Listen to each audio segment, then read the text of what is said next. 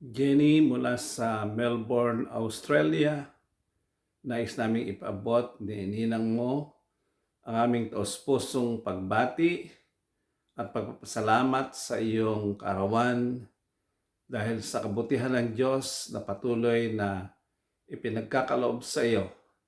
Hangad namin ang patuloy na paglilingkod mo sa Diyos sa anumang kaparaanan, maging sa trabaho o maging sa ating church.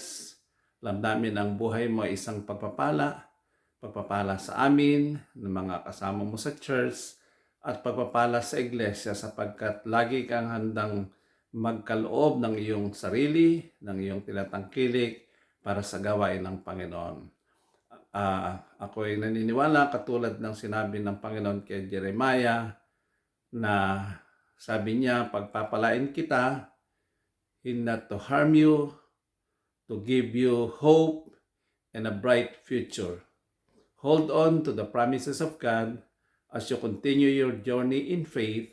May He continue to bless you and guide you all the days of your life. Again, ako at si Ninang mo ay nagpapasalamat at bumabati sa iyong kaarawan.